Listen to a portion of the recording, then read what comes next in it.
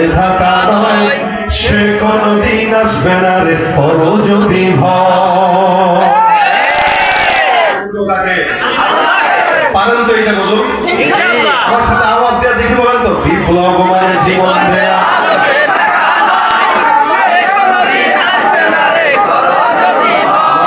আমার চেয়ে ভালো কণ্ঠ আপনাদের। বিপ্লব মানে জীবন দেয়া, বসে থাকা নয়, সে কোনদিন আসবে না রে করো যদি ভয়। শাসনের নামে কেউ বা বিশ্বে মেহনতি জনতারে ইমানের উপর আঘাত ওরা হানছে বারে বারে। কিছুদিন আগে বেশ্যাদেরকে দাঁড়া করে দিচ্ছে। আমি কেন চেষ্টা করলাম, এদের মাইন্ডে লেগে গেছে, এদের মাইন্ডে লাগছে। আচ্ছা, একটা লোক ফকির, তার ফকির বললে তার মাইন্ডে লাগবে? রিক্সাওয়ালা যদি বলে রিক্সাওয়ালা, রাগ করবে? যে শরীর বিক্রি করে খায় তাকে যদি বেশ্যা বলে, রাগ করার কথা? আমরা মায়ের জাতিদেরকে আমাদের মাথার তাজ মনে করি। মায়ের জাতির সম্মান, এই সম্মান আমরা দিইনি, আল্লাহ দিয়েছেন। সম্মান নবী দিয়েছেন। রাসূল সাল্লাল্লাহু আলাইহি ওয়াসাল্লাম একবার কোন জায়গায় যাচ্ছিলেন সফরে, তা উটের উপরে আম্মা জান্নাহ বসা, সাহাবা ইসমাইল উটের হাওড়া ধরে টানতেছেন। নবী করিম সাল্লাল্লাহু আলাইহি ওয়াসাল্লাম বললেন, এই তোমরা উট আস্তে টানো। আমি বুঝি কেন? উটের উপরে স্বর্ণ মুদ্রা রাখা আছে। সুবহানাল্লাহ। নবী বলতেছেন উট আস্তে টানো, উপরে কি আছে? খাইতে পাই না স্বর্ণ মুদ্রা। বুঝি স্বর্ণ মুদ্রা কোথায়? তুমি বলেন তোমাদের আম্মা জান্নাহ ওখানে বসা, স্বর্ণ মুদ্রার চাইতেও দামি। মহিলাদেরকে স্বর্ণ মুদ্রার মতো তার চাইতে দামি বলছেন। আপনারা আল্লাহ পাক বানাইছে দামি, আপনি চান লোহা হইতে। দোষ কার? আল্লাহ বলতেছে আপনি স্বর্ণ লোহার স্বর্ণ রূপা এগুলোর চেয়েও দামি, আর আপনি বলতেছেন আমি লোহা হইতে চাই। তা আপনি আপনার নিজের ডুবাইলেন, আমার দোষ কি? তা আপনি লোহা হইতে চাইলে আমি আপনাকে লোহা বলবো না? এখন কয় চেয়েছিলাম হিস্সা, হয়ে গেলাম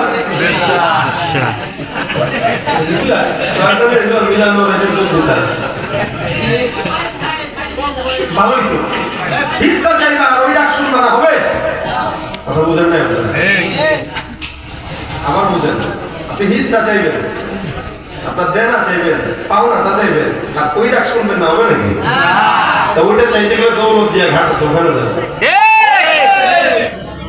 হিস্সাও পাবা, ওইটা সমস্যা নেই। অথচ কোরআন একটা নারীকে কতটা মর্যাদায় দিয়েছেন। কোরআন যখন বিবির জায়গায় থাকে, একটা নারী যখন, খুব বুঝেন, একটা নারী যখন বিবির স্থানে থাকে, ইসলাম কি বলে?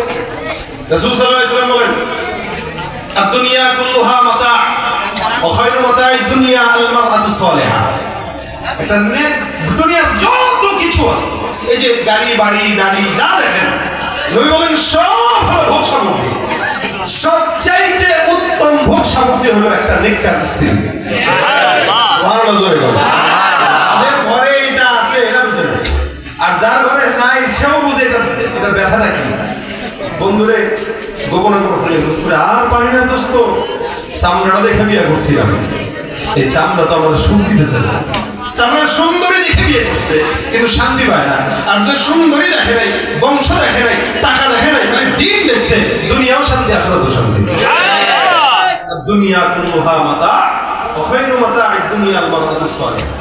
সবচেয়ে উত্তম ভোগ সামগ্রী একটা নেককার বিবি। এটা যখন বিবি হয়, তখন যখন নারী মা হয়, আল্লাহর নবী বলেন, আল জান্নাতু তাহতা আকদামিল উম্মাহাত। তোমার ওই মায়ের পায়ের নিচেই তোমার জান্নাতকে আল্লাহ রেখে দিয়েছেন। দাম বেশি দিয়েছে না কম দিয়েছে? মা হইলেও দাম, বিবি হইলেও দাম। যখন নাকি কোনো মেয়ে হয়, কন্যা, রাসূল বলেন তো কন্যা হইছে তো তোমার জন্য আল্লাহ পাক একটা জান্নাত দিয়ে দিয়েছেন।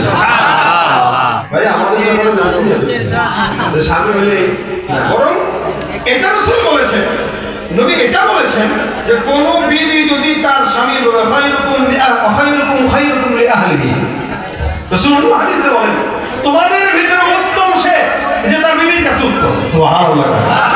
নবী বলতেছেন তোমাদের ভিতরে উত্তম সে যে তার বিবির কাছে উত্তম। তার মানে একটা পুরুষের চারিত্রিক সনদ দুনিয়ার কোন মানুষ না দিতে পারলো, স্ত্রী দিতে পারে। আমার বিবি জানে আমার চরিত্র, আপনার বিবি জানে আপনার চরিত্র। দুনিয়ার সব মানুষ আপনারা বলবে না অনেক বড় বুজুর্গ, বউ কইল না, কি বুজুর্গ তা আমি জানি। আপনি বুঝবেন যে আপনার বউর কথা যেটা এটাই সত্য। যতক্ষণ বউ আপনার উপরে সাক্ষী ভালোটা না দিবে আপনি জান্নাতে যেতে পারতেছেন না। অথচ পুরুষের ব্যাপারে এত ফজিলতের কথা রাসূল বলেন নাই যতটুকু মহিলাদের ব্যাপারে বলছেন। এত স্বাধীনতা দেওয়ার পরেও সুন্দর করে শাহবাগে যে দাঁড়িয়ে গেছে আলোর মশাল নিয়ে যে আমাদেরকে হিস্সা দেওয়া লাগবে, আমরা হিস্সা চাইছি, আমাদেরকে বেশ কেন বলো হিস্সা কি? নাভি বের করে শাড়ি এ পর্যন্ত ঝুলা ঝুলা করে হিস্সা চায়, সমান অধিকারের হিস্সা চায়, সম অধিকারের হিস্সা চায়। তো ঠাঙা দেয় এই যে ছাত্ররা বানাইছে না, এখানে তো পুরুষরা কাজ করে, এগুলো পাঠিয়ে দিবেন যা সমান অধিকার দিয়ে দিলাম কাজ করে। সমান অধিকার তো একটা পুরুষ দাঁড়িয়ে প্রস্তাব করে কখনো কখনো, দাঁড়া করে দেন একটা মহিলাকে দাঁড়ায় প্রস্তাব করে, শুনতে খারাপ লাগে, তো অধিকার তো সমান দেন না কেন? কোরআন যেটাকে সম্মান সবচেয়ে বেশি দিছে ওইটা যার ভালো লাগে না সে মুসলমান তো দূরের কথা মানুষের কাতারে করে না, মানুষের কাতারে করে না। অথচ ইসলাম তাদেরকে সবচেয়ে বেশি স্বাধীনতা দিচ্ছে। এই স্বাধীনতা তাদের পছন্দ হয় না, নিজের উপরে অত্যাচার চাপিয়ে নিতে পছন্দ। আর এইটা আমি বলি না, কেউ বলতাম এই বাংলাদেশে নারীবাদীদের পক্ষে কথা বলে কারা জানেন? শিয়াল সবসময় মুরগির স্বাধীনতা চায়, শিয়াল জানে এটা যত স্বাধীনভাবে ঘুরবে এটা খাইতে সুবিধা। বিড়ালও এটা পছন্দ করে যে মাছটা উন্মুক্ত থাকুক, ইলিশ এটা উন্মুক্ত থাকুক, রুই মাছ ভাবছে খোলা থাকুক, কারণ বিড়াল জানে এটা যত খোলামেলা খাইতে তত মজা। ঠিক তেমনই ভাবে বাংলাদেশে যারা নারীদের সম অধিকারের কথা দিয়া বড় বড় স্লোগান দেয় এগুলো সব শিয়াল আর বিড়াল মার্কা লুচ্চা বদমাশ। নারী স্বাধীনতার নামে এলো কলঙ্কের জোয়ার, এক নারীর অধিকার কখন জানি শেষ হবে এই অশ্লীলতা। ওয়ার্ড কমিশনার থেকে ইউনিয়ন পরিষদে ক্রমান্বয়ে দেখো রে ভাই একেবারে সংসদে সব জায়গায় আছে নাই নারী থাকবে সুখের ঘরে, এত কষ্টের কি দরকার, এক নারীর অধিকার কখন জানি শেষ হবে এই অশ্লীলতার, কি নারীর অধিকার কখন জানি শেষ হবে এই অশ্লীলতার। উলঙ্গ বেহায়াপনায় নিজেকে বুঝে ধন্য, শয়তানের মন ভরাতে হয়েছে ভোগের পণ্য। বেহায়াপনায় নিজেকে বুঝে ধন্য, শয়তানের মন ভরাতে হয়েছে ভোগের পণ্য। নাস্তিকতার বেড়া জাল দেখায় যে রঙের বাহার, এক নারীর অধিকার কখনো জানি শেষ হবে এই অশ্লীলতা। ঠিক কি না? স্বাধীনতা বেশি দিছে না কম দিছে? অনেক বেশি দিছে, অনেক বেশি দিয়েছে। আল্লাহ পাক এগুলো একটু বোঝার তৌফিক দান করুন। আমিন। কোরআন না বুঝলে তো এগুলো হবে না। এইজন্য আল্লাহ পাক কোরআন শেখাটাকে অনেক গুরুত্বপূর্ণ করেছেন। দেখেন আমি আপনাদেরকে বুঝাই, এখানে যারা আছেন সবাই তো মুসলমান আলহামদুলিল্লাহ, কেউ হিন্দু আছে না? নাই, সব মুসলমান।